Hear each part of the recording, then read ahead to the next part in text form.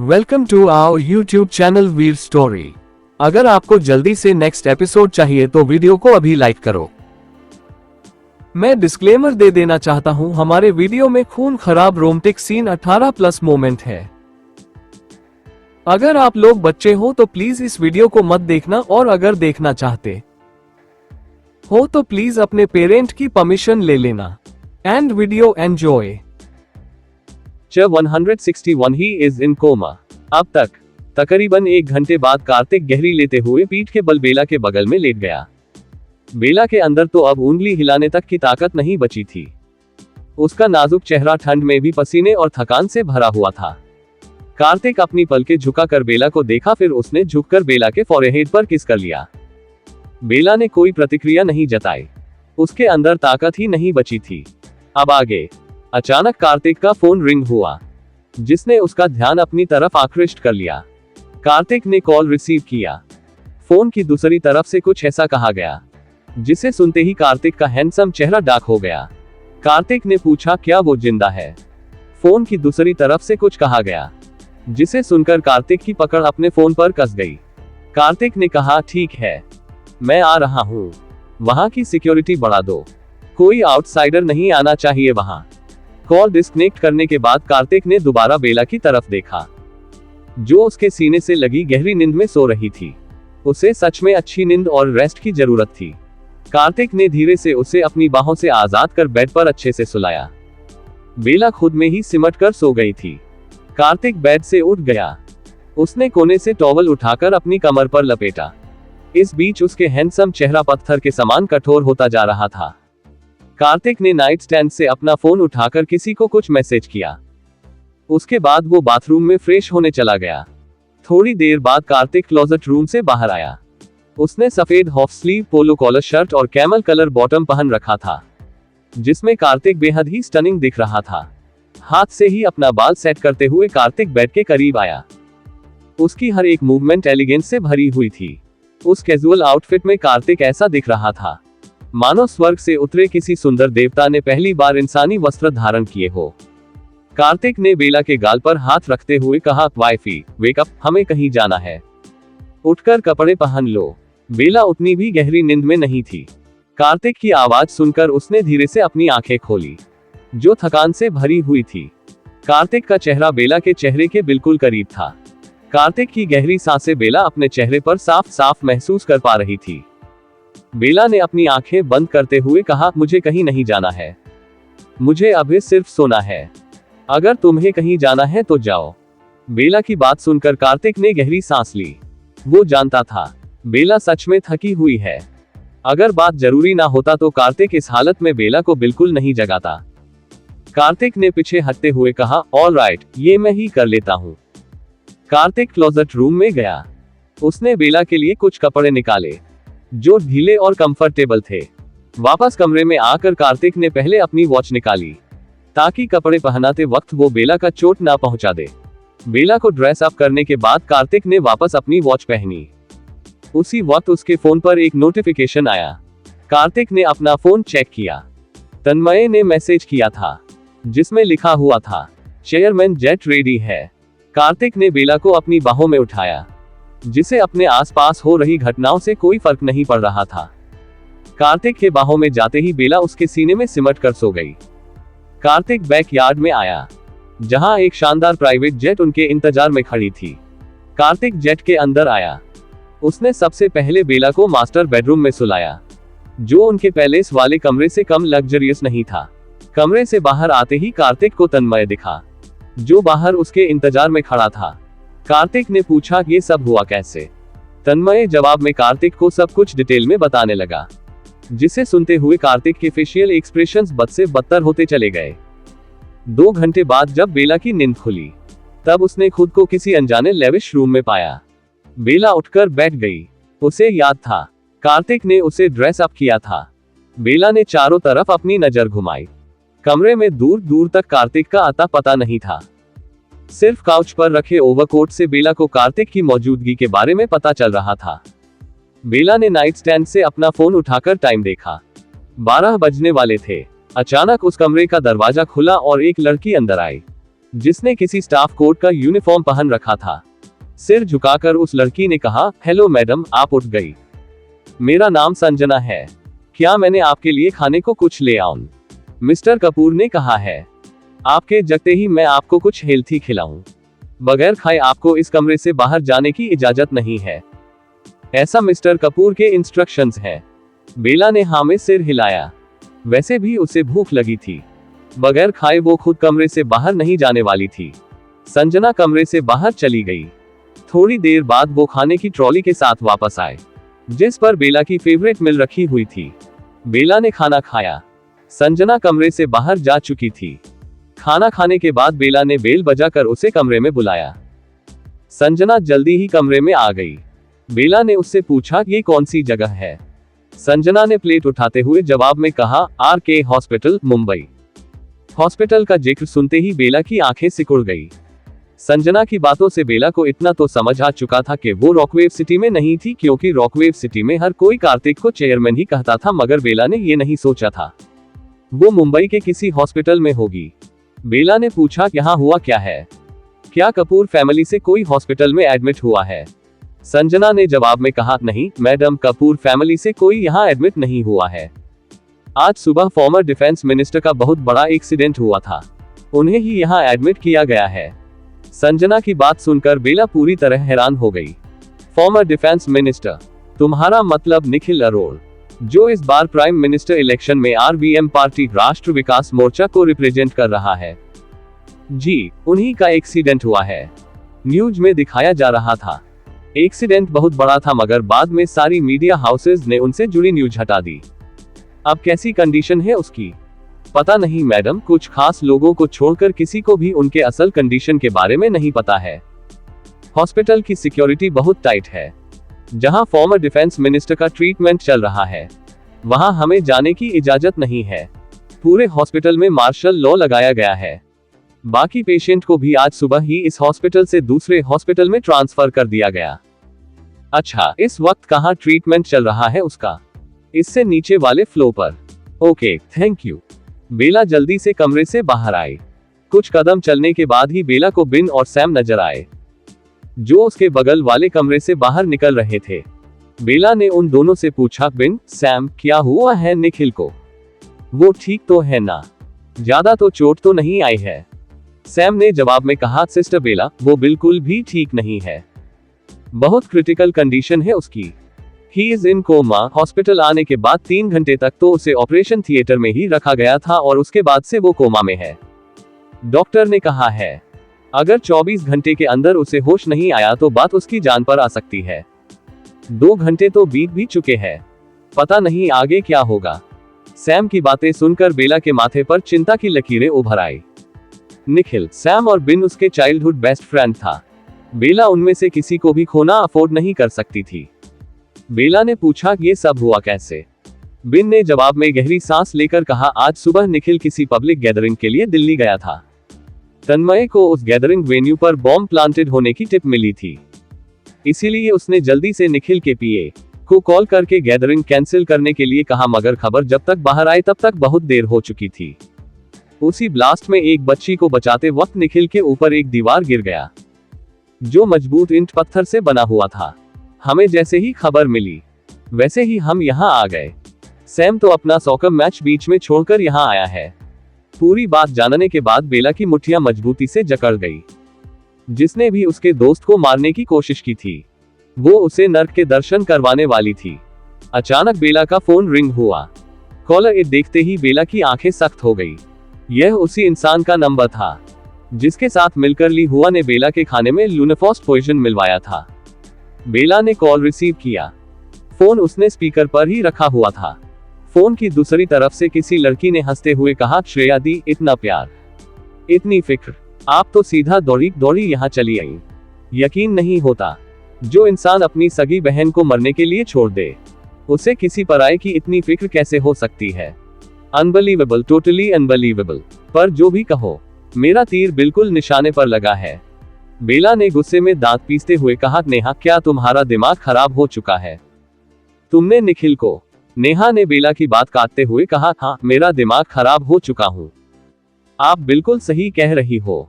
मेरा दिमाग पूरी तरह खराब हो चुका है। पागल हो गई हूं मैं, मगर आपको पता है मैं ऐसी क्यों बनी? आपकी वजह से। आप हो इस सबका का कारण। आपने मुझे ऐसा बनने पर मजबूर कर दिया। आपको अंदाजा भी श्रेया दी। उस दिन मुझे कैसे महसूस हुआ जब मुझे पता चला समीर को रिहैब सेंटर से बाहर निकाला जा चुका है और मुझे मौत की सजा दी जाएगी। मैंने सोचा था आप मुझे बचाने के लिए कुछ करोगी, मगर आपने कुछ नहीं किया। आपने मुझे मरने के लिए छोड़ दिया। अगर ली हुआ मेरी मदद नहीं करती तो मैं अब तक मर चुकी होती। आपका पति मुझे जान से मार चुका होता। नेहा की बात सुनकर बेला अपनी आंखें बंद कर ली। हालांकि उसका सफाई देने का कोई इरादा नहीं था। भले ही उसने नेहा को मरने के लिए छोड़ दिया था, मगर वो फिलहाल कोई सफाई नहीं देने वाली थी। बेला ने कठोरता से कहा, नेहा, आई स्वेयर, अगर 24 घंटे के अंदर निखिल को होश नहीं आया और अगर उसके साथ कुछ गलत हुआ तो तुम चाहे दुनिया के किसी भी कोने में क्यों ना चली जाओ, मैं तुम्हें वहां से ढूंढकर अपने हाथों से मारूंगी, मार्क माई वर्ड्स। नेहा की प्रतिक्रिया सुने बगैर बेला ने कॉल डिस्कनेक्ट कर दिया। उसे बहुत ज्यादा गुस्सा आ रहा था, इतना कि उसके आंखों के कोने लाल होने लगे थे। अतीत में इस लड़की ने उसकी माँ, उसके दादाजी और उसे ऑलमोस्ट जान से मार दिया था और अब उसने निखिल को अपना निशाना बनाया था। सैम ने हैरत से कहा, तो इन सब के पीछे नेहा का हाथ है। उसने निखिल के साथ ये सब किया। यकीन नहीं होता, ये वही नेहा है जिससे मैं सालों पहले मिला था। सिर्फ आपसे बदला लेने के लिए उसने कितने बेकसूर लोगों की जान ले ली।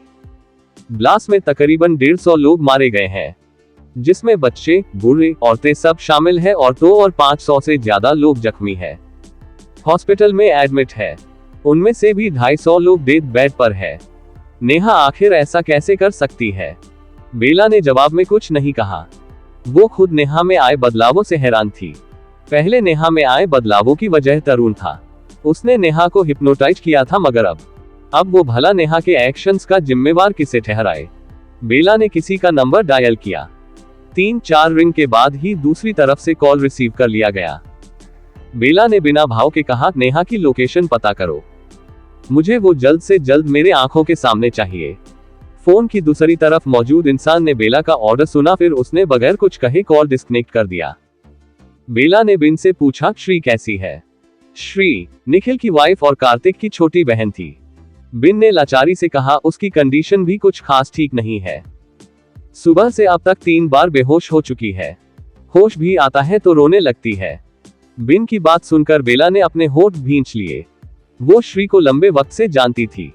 श्री बहुत ही मासूम और सॉफ्ट हार्टेड लड़की थी। उसके लिए इतना बड़ा हादसा झेल पाना जाहिर तौर पर आसान नहीं था। बेला ने फिर से पूछा, रीबा वो कहाँ है? रीबा निखिल और श्री की बेटी थी। उम्र उसकी तकरीबन 17 साल थी। वर्तिका से थोड़ी छोटी थी वो। बिन ने कहा, वो भी यही है। हालांकि वो श्री से ज्यादा अच्छे कंडीशन में है। श्री तो अपना सुध बुध ही खो चुकी है। अगर बड़े भाई सही वक्त पर यहाँ नहीं आते तो वो ऑपरेशन थिएटर में भी घुस जाती। बेला ने कुछ पल रुक कर पूछा, कार्तिक कहाँ है? सैम ने इस बार जवाब में कहा, बड़े भाई नीचे है। चलिए, हम दोनों भी नीचे ही जा रहे थे। बेला उन दोनों के साथ नीचे वाले फ्लोर पर आई, जहां आईसीयू में निखिल को रखा गया था। कार्तिक कॉरिडोर में काउच पर बैठा हुआ था। श्री उसके कंधे पर सर रखे बैठी हुई थी। असल में वो सो रही थी। वो रोते रोते ही सो गई थी। उसका मासूम चेहरा आंसुओं के निशान और लालिमा से भरा हुआ था। बेला ठीक कार्तिक के सामने आकर रुक गई। कार्तिक ने सर उठाकर बेला की तरफ देखा, जो श्री को बड़े ध्यान से देख रही थी। कार्तिक से नजर मिलते ही बेला ने कहा, ये सो गई है, इसे बेडरूम में ले जाकर सुला दो, ऐसे में मसल पेन शुरू हो जाएगा। वरुण, जो अभी ही अपनी वाइफ श्रद्धा के साथ वहां आया था, बेला की बात सुनते ही बोला, मैं इसे ले जाकर सुला देता हूं। किसी ने वरुण को माना नहीं किया। आखिर वो भी श्री का बड़ा भाई था। वरुण ने श्री को अपनी बाहों में उठाया। कार्तिक ने बिना भाव के कहा, next floor, left side, 4th room, उसके साथ ही रहना, अकेला मत छोड़ना उसे। वरुण ने सहमति में सिर हिलाया, फिर वो श्री को लेकर वहां से चला गया। श्रद्धा भी बेला और कार्तिक को ग्रीट करने बाद उसके साथ चली गई। आगे क्या होगा? क्या निखिल को होश आएगा? क्या नेहा किसी के पकड़ में आएगी? जानने के लिए टू बी कंटिन्यूड। च 162 एंड। अब तक वरुण, जो अभी अभी ही अपनी वाइफ रूही के साथ वहां आया था, बेला की बात सुनते ही बोला, मैं इसे ले जाकर सुला देता हूं। किसी ने वरुण को माना नहीं किया। आखिर वो भी श्री का बड़ा भाई था। अब आगे। वरुण ने श्री को अपनी बाहों में उठाया। कार्तिक ने बिना भाव के कहा, next floor, left side, 4th room, उसके साथ ही रहना, अकेला मत छोड़ना उसे। वरुण ने सहमति में सिर हिलाया, फिर वो श्री को लेकर वहां से चला गया। रूही भी बेला और कार्तिक को ग्रीट करने बाद उसके साथ चली गई। बेला कार्तिक के बगल में काउच पर बैठ गई। कार्तिक खामोश था, मगर उसकी खामोशी डरावनी थी। बेला ने धीमे स्वर में पूछा, नेहा के साथ क्या करोगे तुम? कार्तिक ने उसका हाथ अपने हाथ में लेते हुए आराम से कहा, जिस इंसान की वजह से मेरी बहन के आंखों में आंसू आए, उसके साथ मुझे क्या करना चाहिए wifey? Tell me, what's your opinion on this? Kartik का सवाल सुनकर बेला ने उसकी आंखों में देखा, जहां भयावह सन्नाटा था। बेला ने गहरी सांस लेकर कहा, I would prefer to remain silent in this matter. तुम्हें जो करना है तुम कर सकते हो, मैं तुम्हारे रास्ते में नहीं आऊंगी। कार्तिक ने जवाब में कुछ नहीं कहा। काउच से सिर टिकाकर कार्तिक बिना भाव के आईसीयू की तरफ देखने लगा, जिसके अंदर निखिल था। बेला ने कुछ क्षण रुककर पूछा, क्या मैं अंदर जाकर उसे एक बार देख सकती हूँ? कार्तिक ने जवाब में कहा, फिलहाल नहीं, डॉक्टर ने मना किया है। ओके, बेला ने कहा। धीरे धीरे सारे फैमिली मेंबर्स भी वहां आने लगे थे, मगर चूंकि किसी को भी आईसीयू में जाने की इजाजत नहीं थी और श्री भी सो चुकी थी, इसीलिए सब जल्दी ही वापस चले गए। वैसे भी हॉस्पिटल में भीड़ बढ़ाकर कोई फायदा नहीं था। पलक झपकते ही आधा घंटा बीत गया। रीवा जब अपने कमरे से बाहर आई, तब कॉरिडोर में सिर्फ कार्तिक, बेला, बिन और सैम बैठे हुए थे। रीवा ने अपने गले में हेडफोन फंसा रखा था। वो शांत और थोड़ी अलूफ नजर आ रही थी। उसके अंदर टीनेजर जैसी एनर्जी और साइन नहीं थी। वो थोड़ी आलसी थी, हालांकि फिर भी वो बेहद ही प्यारी दिखती थी। उससे नजरें हटा पाना बेहद मुश्किल था। किसी को नहीं पता था क्यों, मगर रीवा ना ही श्री पर गई थी और ना ही निखिल पर। उसका अलग नेचर था। वो एक ऐसी इंसान थी जिसे पूरे दिन चार दीवारी के अंदर रहना पसंद था। सोशलाइज होना उसे बिल्कुल पसंद नहीं था। कार्तिक ने उंगली के इशारे से रीवा को बुलाया। रीवा चुपचाप उसके पास चली आई। कार्तिक ने अपने पॉकेट से एक डार्क चॉकलेट का पैकेट निकाला। रीवा चुपचाप अपनी पलकें झुकाए हुए कार्तिक को देख रही थी। कार्तिक ने रीवा की तरफ चॉकलेट बढ़ाया, जो रीवा ने बगैर कुछ कहे ले लिया। उसका स्वभाव एडल्ट जैसा था, मगर उसकी पसंद बच्चों जैसी थी। परेशानी या स्ट्रेस में उसे चॉकलेट खाना पसंद था, जो कि उसे बहुत ज्यादा अजीब बना देता था। कार्तिक ने अपने बगल में इशारा करके कहा, बैठ जाओ यहाँ, कल रेयांश तुम्हें रॉयल यूनिवर्सिटी छोड़ देगा। रीवा ने जवाब में धीरे से ओके कहा, फिर वो कार्तिक के बगल में काउच पर बैठ गई। रीवा पहले रॉयल अकादमी में थी, मगर पिछले महीने वो अपनी स्कूलिंग कंप्लीट करके रॉयल यूनिवर्सिटी में चली आई थी, स्पोर्ट्स कोटा के थ्रू। पढ़ाई में उसे ज्यादा दिलचस्पी नहीं था, मगर स्पोर्ट्स में वो काफी अच्छी थी। रीवा ने धीरे चॉकलेट का रैपर हटाया। इस बीच वो तेजी से अपना पैर हिला रही थी, जिससे कि उसके अंदर की बेचैनी का पता चल रहा था। रैपर हटाने के बाद रीवा धीरे धीरे चॉकलेट खाने लगी और इसी के साथ उसका पैर हिलना डुलाना भी कम होने लगा था। हालांकि पूरी तरह से नहीं, मगर फिर भी उसका पैर हिलना थोड़ा कम हो चुका था। हर कोई रीवा की अजीब हरकतों को नोटिस कर रहा था, मगर किसी ने उसे कुछ नहीं कहा। इसी बीच कार्तिक का फोन रिंग हुआ और कार्तिक कॉल रिसीव करने के लिए वहां से उठकर साइड में चला गया। बेला ने धीरे से रीवा का पीठ सहलाया और कहा, चिंता मत करो, निखिल जल्दी ही ठीक हो जाएगा। बेला की बात सुनकर रीवा ने उसे एक नजर देखा, फिर वो सिर झुकाकर चुपचाप चॉकलेट खाने लगी। अचानक बेला के फोन का नोटिफिकेशन बेल रिंग हुआ। बेला ने अपना फोन चेक किया, जिसमें एक मैसेज आया था। मैसेज में लिखा था, हमें उसका लोकेशन पता चल चुका है, फिलहाल हम उसे लेने जा रहे हैं, वापस आकर हम आपसे गैलेक्सी विला में मिलेंगे।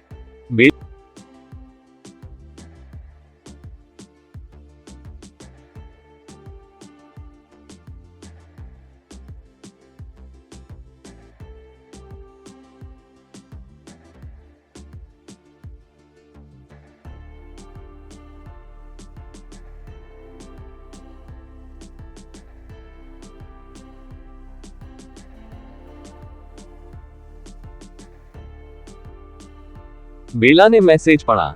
वो जानती थी ये मैसेज उसे किसने किया है। बेला ने मैसेज का कोई रिप्लाई नहीं किया। फोन स्क्रीन ऑन करके उसने फोन अपने पॉकेट में डाल लिया। उसकी सुंदर काली सफेद आंखें गहरी सोच में डूबी हुई थी। दूसरी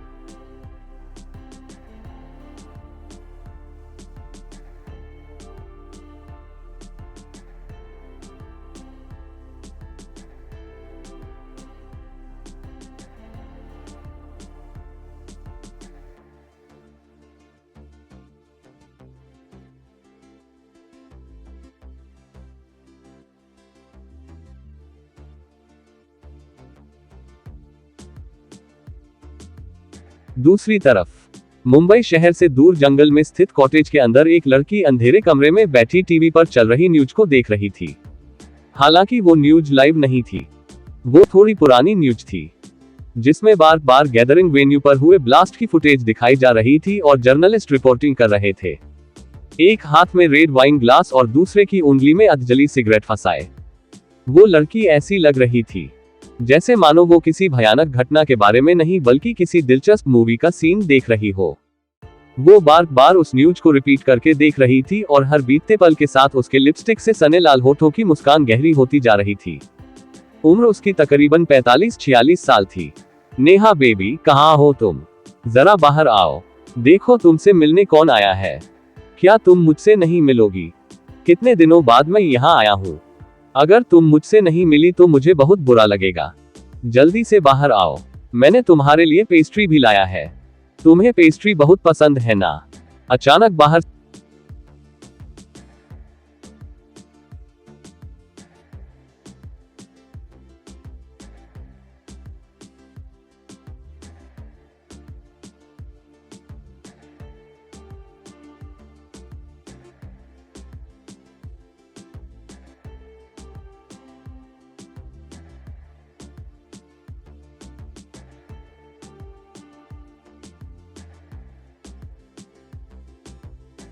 से आई जानी पहचानी आवाज सुनकर उस लड़की का चेहरा सख्त हो गया, जो कि कोई और नहीं नेहा थी। नेहा सावधानी से उठी, वाइन ग्लास टेबल पर और सिगरेट बट एस्ट्रे में रख दिया उसने।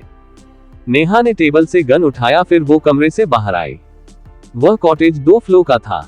नेहा फिलहाल 2nd फ्लोर पर थी। नीचे देखते ही नेहा की नजर उस धोती वाले इंसान पर गई, जो मुस्कुराते हुए आराम से काउच पर बैठा सेब खा रहा था। उस आदमी को देखते ही नेहा की आंखें फैल गई।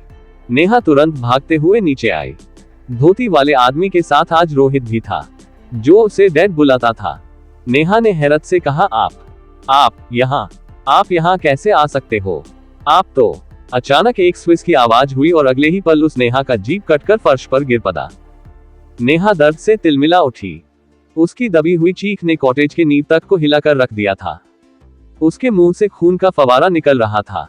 आंखें दर्द, अविश्वास और आंसुओं से भर चुके थे, मानो उसके साथ कुछ ऐसा हुआ हो जिसकी उसने कभी उम्मीद नहीं की थी। धोती वाला आदमी खुशी से हंसा। जाहिर तौर पर उसे इन सब में मजा आ रहा था।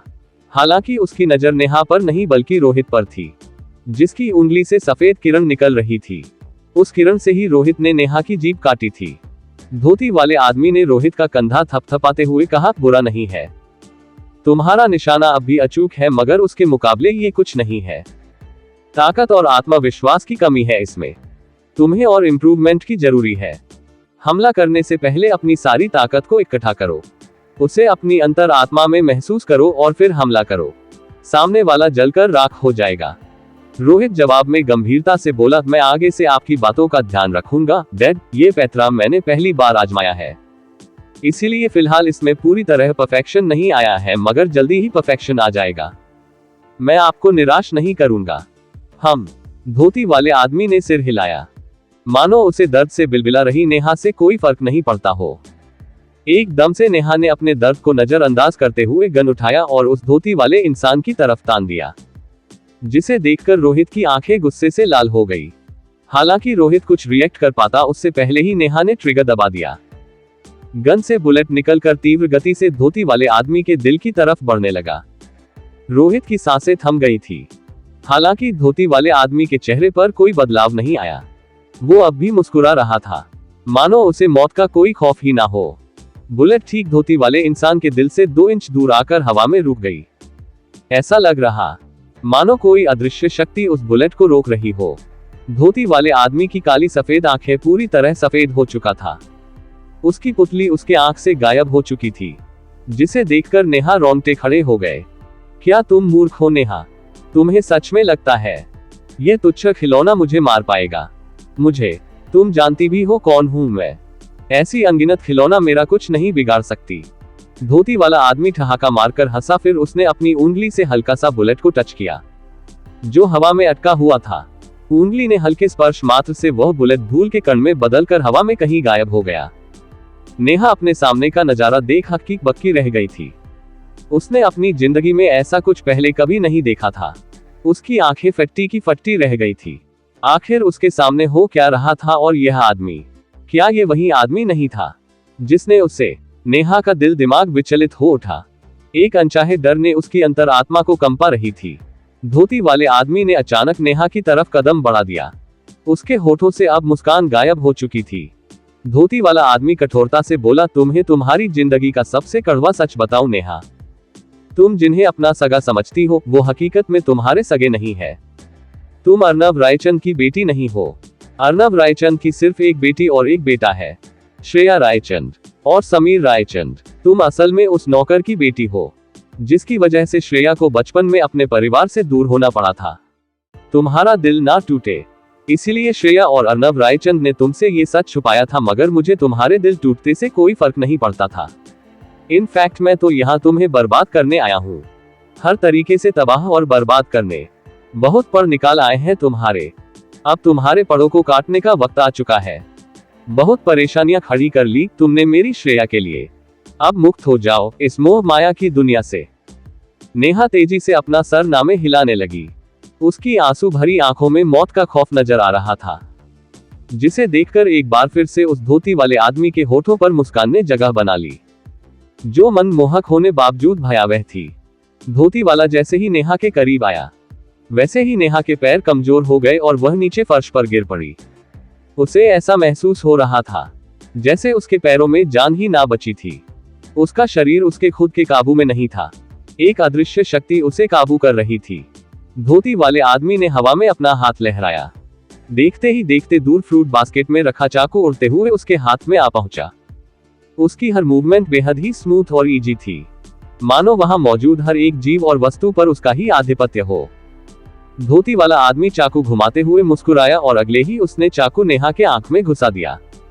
खून की छींट उसके चेहरे पर जा गिरी, जिससे महसूस करते हुए उसने सुकून से अपनी आंखें बंद कर ली। नेहा अपनी दर्द को चीख कर बयां भी नहीं कर पाई। करती भी कैसे? उसकी जीभ जो काट दी गई थी। नेहा अंतो अंत तक फर्श से हाथ पैर रगड़ते हुए छटपटाती रह गई। तकरीबन 1 घंटा बाद धोती वाला आदमी उठा। उसकी सफेद शर्ट और धोती पर खून के ना जाने कितने ही छींटे पड़े थे। रोहित शुरू से लेकर अब तक खामोशी से एक साइड खड़ा था। धोती वाला आदमी 2 कदम पीछे हट गया। उसी वक्त कॉटेज के बाहर से गाड़ी रुकने की आवाज आई। रोहित ने अपनी आंखें बंद की और दूसरे ही पल उसने अपनी आंखें खोल दी, जो अब पूरी तरह सफेद हो चुकी था। यहां तक कि पुतली भी उसके आंखों से गायब थी।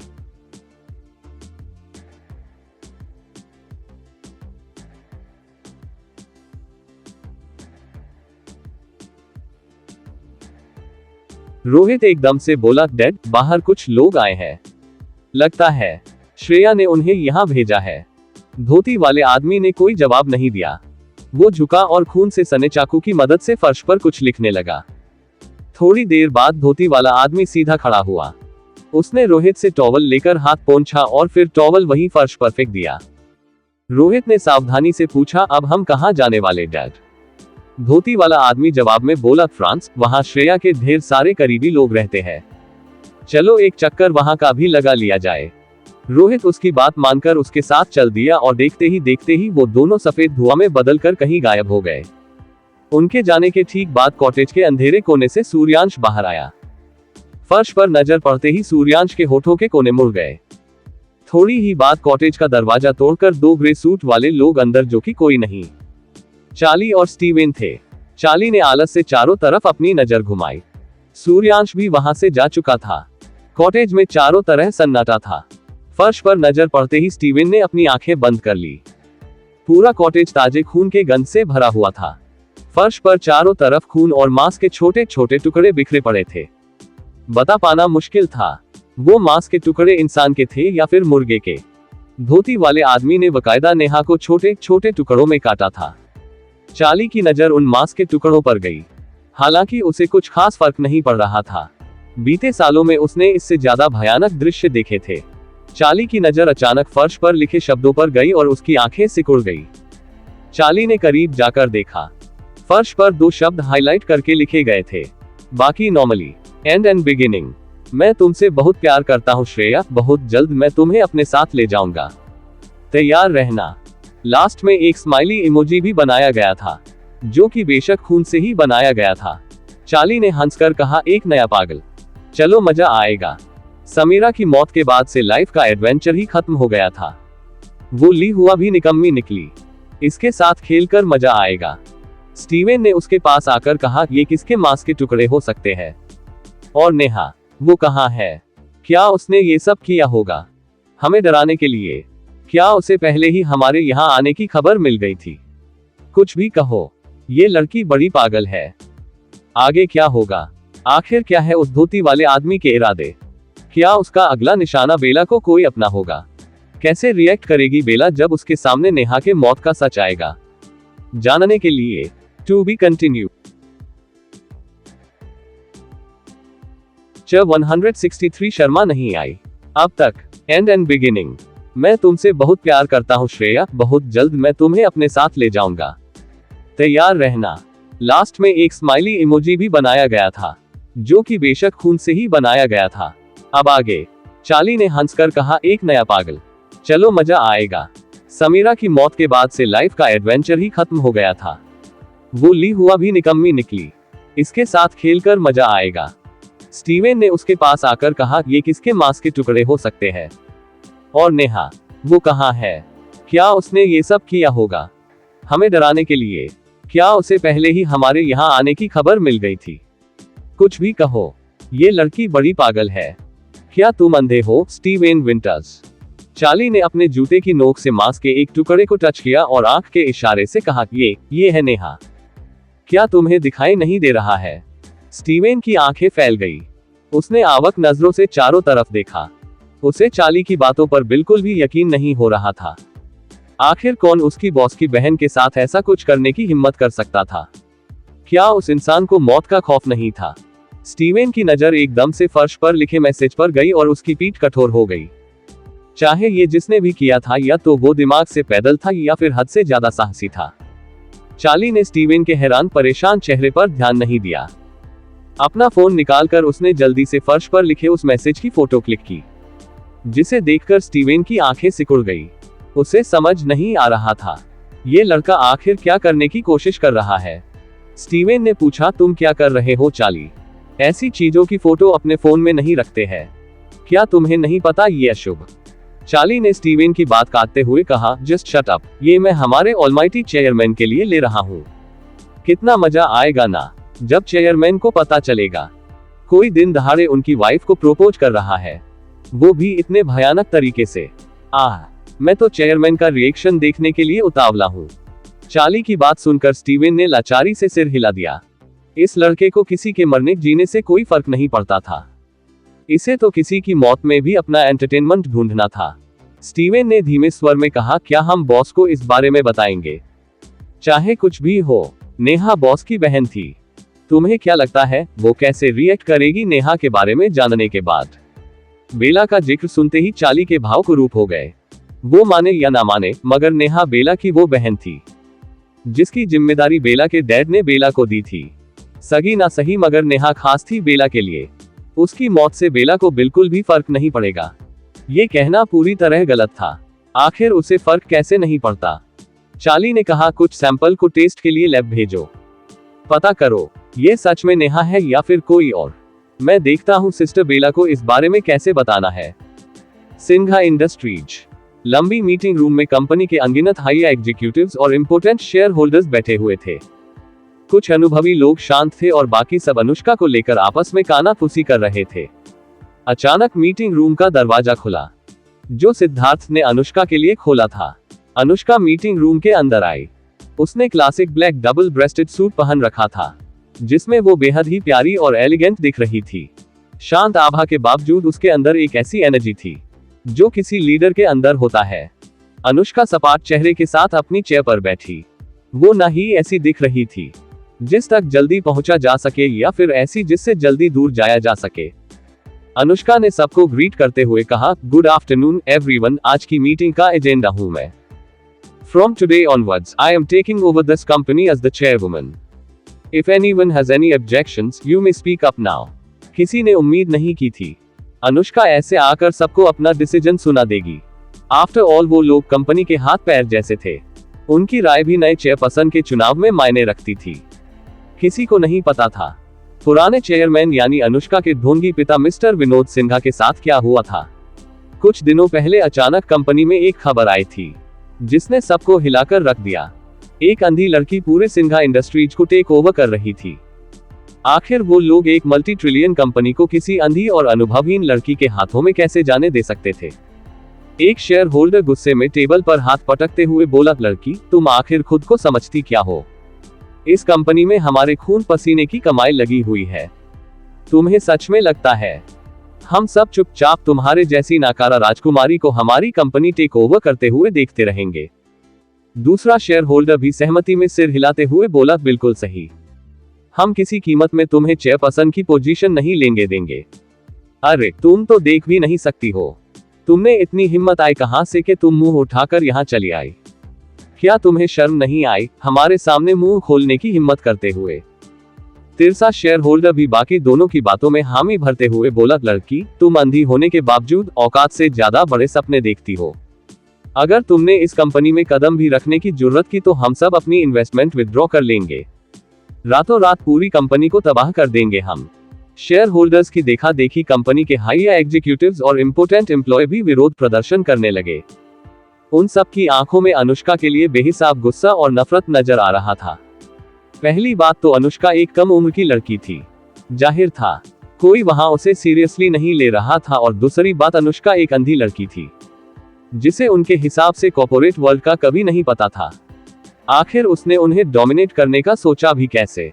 एक सीनियर एम्प्लॉय बोला, हम सब विनोद सर की कद्र करते हैं, मगर यदि मिस अनुष्का ने कंपनी में कदम भी रखा तो हम सब रिजाइन दे देंगे। बाकी कुछ एग्जीक्यूटिव और एम्प्लॉय भी रिजाइन देने की धमकी देने लगे। वहां मौजूद अधिकतर लोगों ने मत बना लिया था कि आज वो लोग अनुष्का को ऐसे लताड़ेंगे कि वो दोबारा कभी वापस कंपनी में कदम रखने की हिम्मत ना करे। अनुष्का शांति से सबकी बातें सुन रही थी, बातें क्या धमकी सुन रही थी। हालांकि इसके बावजूद अनुष्का के सुंदर चेहरे पर बिल्कुल स्थिर भाव थे, मानो वहां हो रही बातचीत से उसका कोई लेना ही ना हो। मीटिंग रूम में कुछ ही ऐसे अनुभवी लोग थे जो विरोध प्रदर्शन में शामिल होने बजाय अनुष्का को ऑब्जर्व कर रहे थे और उसकी प्रतिक्रिया का इंतजार कर रहे थे। सबके शांत होने के बाद अनुष्का ने आराम से चेयर से पीठ टिका दिया। उसको अब भी इतना शांत देख विरोध करने वाले कुछ लोगों को थोड़ा अजीब महसूस होने लगा। अनुष्का ने आराम से एक एक कर टेबल पर अपनी कोमल उंगलियां रखते हुए पूछा, क्या तुम सबका ड्रामा हो गया? अगर हो गया हो तो अब मेरी बारी। अब मैं बोलूंगी और तुम सब शांति से सुनोगे। अगर किसी ने मुझे बीच रोकते टोकने की जुर्रत की तो इस मीटिंग रूम से बाहर उसकी लाश जाएगी। अगर यकीन ना हो तो मुझे आजमा कर देख लो। अनुष्का के पहले वाक्य सुनकर मीटिंग रूम में मौजूद कई लोग गुस्से से भर चुके थे, मगर उसकी आखिरी लाइन सुनते ही मीटिंग रूम में सन्नाटा पसर गया। वहां मौजूद कई शेयर होल्डर्स मुंबई के बहुत ज्यादा अमीर परिवारों से ताल्लुकात रखते थे। उन्हें ऐसे खुलम खुला जान से मारने की धमकी देने वाली लड़की असल में कितनी पागल हो सकती थी। सब यही सोच रहे थे। कोई भी इंसान डर की वजह से नहीं बल्कि हैरानी की वजह से चुप था।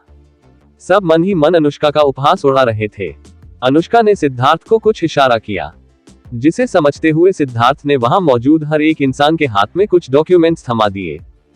अनुष्का ने हल्का मुस्कुराकर कहा, इन डॉक्यूमेंट्स में कंपनी इनहेरिटेंस डॉक्यूमेंट और मेरी मेडिकल रिपोर्ट्स है। ध्यान से पढ़िए उन डॉक्यूमेंट्स को। सबने ध्यान से डॉक्यूमेंट्स पढ़ा, जिनमें साफ साफ लिखा हुआ था पूरी सिन्हा फैमिली की प्रॉपर्टी और सिन्हा इंडस्ट्रीज पर सिर्फ अनुष्का सिन्हा का अधिकार है। साथ ही मेडिकल रिपोर्ट्स में यह भी लिखा हुआ था कि अनुष्का सिन्हा कभी से भी अंधी नहीं थी, वो हमेशा से देख सकती थी। पहला शेयर होल्डर गुस्से में बोला, हम इन डॉक्यूमेंट्स पर कैसे यकीन कर ले? ऐसा भी तो हो सकता है कि तुमने फेक डॉक्यूमेंट्स बनाए हो। जब तक मिस्टर विनोद सिन्हा खुद आकर हमें सफाई नहीं देंगे, तब तक हम में से कोई भी तुम्हें एक्सेप्ट नहीं करेगा। शेयर होल्डर की बात सुनकर अनुष्का हंसी। उसकी हंसी उपहास से भरी हुई थी। अनुष्का ने बड़ी शांति से कहा, मिस्टर मेहता, आपको किसने कहा? मुझे आपके एक्सेप्टेंस की जरूरत है। मैं कोई आप लोगों के टेरिटरी में नहीं आई हूँ। जो मुझे आप लोगों के एक्सेप्टेंस या रिजेक्शन की जरूरत होगी, ये मेरी कंपनी है, मेरी टेरिटरी है। यहाँ कौन रहेगा और कौन नहीं रहेगा, ये मैं डिसाइड करूंगी। रही बात आप सबके ओपिनियन की, तो जिन्हें मेरे फैसले से ऐतराज है, वो सब बेझिझक मेरी कंपनी छोड़कर जा सकते हैं। जिन्हें रिजाइन देना है, वो रिजाइन दे सकते हैं, और जिन्हें अपनी इन्वेस्टमेंट विथड्रॉ करनी है, वो अपनी इन्वेस्टमेंट विथड्रॉ करके मेरी कंपनी से दफा हो सकते हैं। मुझे विरासत में बहुत पैसे मिले हैं। मेरी कंपनी को किसी आउटसाइडर के सपोर्ट या इन्वेस्टमेंट्स की जरूरत नहीं है। मेरे पास खुद इतने पैसे हैं कि मैं रातों रात इस मीटिंग रूम में मौजूद सभी लोगों को एक साथ खरीद सकती हूँ। अनुष्का की बात सुनकर मीटिंग रूम में मौजूद ऑलमोस्ट हर किसी का चेहरा पीला पड़ गया। अनुष्का से ऐसे किसी जवाब की उम्मीद नहीं की थी उन लोगों ने। हाँ, माना अनुष्का को विरासत में बहुत सारे पैसे मिले थे, मगर कॉर्पोरेट वर्ल्ड वो जगह नहीं थी जहां सिर्फ ढेर सारे पैसों से राज किया जा सके। कॉर्पोरेट वर्ल्ड एक खूंखार जंगल की तरह था।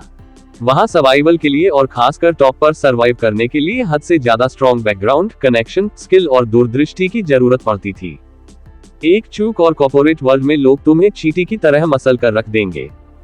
वहां आज ना कल तुम्हें कोई ऐसा मिल ही जाएगा जो तुमसे ज्यादा अमीर और ताकतवर होगा।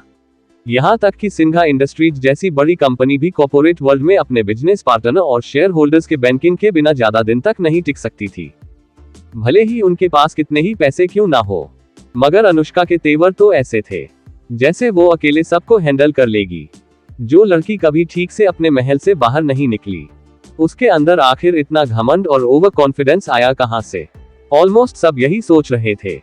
अनुष्का ने अंत में मीटिंग रूम की खामोशी तोड़ते हुए कहा, ठीक है, फिर मैंने अपना मत क्लियर कर दिया है। अब ये आप लोगों पर निर्भर करता है कि आप लोगों को क्या करना है। कल तक का वक्त है आप सबके पास। अपना डिसीजन आप सब कल तक मेरे पर्सनल असिस्टेंट सिद्धार्थ को दे देना। Meeting is over, dismissed. किसी के जवाब या प्रतिक्रिया का इंतजार किए बगैर अनुष्का उठी और मीटिंग रूम से बाहर चली गई। सिद्धार्थ भी उसके पीछे वहां से चला गया, सबको हैरान, परेशान और क्रोधित अवस्था में छोड़कर। R K hospital. ऑटोप्सी रिपोर्ट आते आते रात हो चुकी थी। चार्ली रिपोर्ट लेकर हॉस्पिटल आया। सैम कॉरिडोर में बैठा हुआ था। वहां उसके अलावा और कोई नहीं था। निखिल को कोमा में गए अब 8 घंटा बीत चुका था, मगर उसके होश में आने का कोई आसार नजर नहीं आ रहा था। यहां तक कि पर्ल्स आइलैंड के मेडिकल डॉक्टर्स भी उसे ट्रीट नहीं कर पा रहे थे। निखिल की कंडीशन उनके पहुंच से परे जा चुकी थी। अब बस भाग्य ही एकमात्र सहारा था। चार्ली ने सैम से पूछा, सैम ब्रो, चेयरमैन कहाँ है? सैम ने जवाब में कहा, बालकनी में। बिन ब्रो भी उनके साथ है। चार्ली ने सिर हिलाया, फिर वो बालकनी की तरफ बढ़ गया। कार्तिक सिगार के लंबे लंबे कस भरते हुए आसमान की तरफ देख रहा था। बिन उसके बगल में चुपचाप खड़ा था। चार्ली वहां आते ही उपहास भरे लहजे में बोला, चेयरमैन सर, यकीन नहीं होता कोई खुलम खुला आपकी वाइफ को अपने साथ ले जाने का ऐलान करता फिर रहा है और आप यहाँ चुपचाप खड़े हो। अरे जाए जाकर उस इंसान की जीभ काटिए। ऐसे शांत रहना आपको शोभा नहीं देता है। कम से कम अपने स्टेट्स का ही ख्याल कर लीजिए। कार्तिक ने चार्ली की बातें सुनी, मगर उसने उसकी बातों पर कोई प्रतिक्रिया नहीं जताई। हालांकि बिन से शांत नहीं रहा गया। उसे समझ नहीं आ रहा था चार्ली किसकी बात कर रहा है। फिलहाल किसी को नेहा की मौत के बारे में पता नहीं था, शायद कार्तिक को छोड़कर। बिन ने पलटकर पूछा, चार्ली, ये क्या कह रहे हो तुम? साफ साफ बताओ, कौन सिस्टर बेला को अपने साथ ले जाने का ऐलान कर रहा है? चार्ली ने जवाब में कहा, है कोई सरफिरा जिसने नेहा का कत्ल भी किया है। नेहा के कत्ल की बात सुनते ही बिन हैरान हो गया। चार्ली ने उसकी हैरानी पर ज्यादा ध्यान नहीं दिया। उसने अपने पॉकेट से फोन निकाला और वो पिक्चर जो उसने कॉटेज में ली थी, कार्तिक के आंखों के सामने रख दिया। कार्तिक ने बिना भाव के पिक्चर को देखा, उसमें लिखे मैसेज को पढ़ा और फिर वो दोबारा आसमान की तरफ देखते हुए सिगार के लंबे लंबे कस भरने लगा। कार्तिक का रिएक्शन देख चार्ली की आंखें सिकुड़ गई। उसे कार्तिक की तरफ ऐसे किसी ठंडे रिएक्शन की उम्मीद नहीं थी। चार्ली गुस्से से बौखलाए कार्तिक को देखना चाहता था, मगर कार्तिक ने उसे निराशा कर दिया था। चार्ली एक से संदिग्ध स्वर में बोला, चेयरमैन सर, एक बात मेरे पल्ले नहीं पड़ रही है। किसी ने आपकी बहन को विधवा बनाने की कोशिश की और आपने उस इंसान को खुला छोड़ दिया। आखिर इरादा क्या था आपका? कार्तिक ने धीरे से उसकी तरफ पलटते हुए कहा, जब दूसरे लोग मेरे लिए अपने हाथ गंदे करने को तैयार है तो मैं अपने हाथ गंदे करके अपने सर बदनामी क्यों लूं? कार्तिक का जवाब सुनकर चार्ली के होठों पर तिरछी मुस्कान आ गई। वो अब संतुष्ट था। पलटने के बाद कार्तिक ने चार्ली की टेढ़ी मुस्कान और फिर उसके पीछे खड़ी बेला को देखा, जो बिना भाव के अपनी मुट्ठियां भींचे एकटक उसे घूर रही थी। बेला को देखते ही कार्तिक ने अपनी आंखें बंद कर ली। ना चाहते हुए वो इस धूर्त लड़के के जाल में फंस गया था। बेला के सामने जो उसकी संत जैसी इमेज थी, वो पूरी तरह नष्ट हो चुकी थी। चार्ली ने एक टेढ़ी नजर बेला पर डाली, फिर वो छिपी हुई मुस्कान के साथ एक कोने में जा खड़ा हुआ। उसका काम हो चुका था। उसने उस घमंडी आदमी के घर में कलेश लगा दिया था, जिसने उसे समुद्र के ठंडे पानी में फेंका था। बेला ने धीमे स्वर में पूछा, क्या तुमने नेहा का कत्ल करवाया है कार्तिक? मुझे सच सच बताना। आगे क्या होगा? क्या शेयर होल्डर्स आगे भी अनुष्का के लिए परेशानियां खड़ी करेंगे? क्या होगा कार्तिक का जवाब? जानने के लिए टू बी कंटिन्यूड।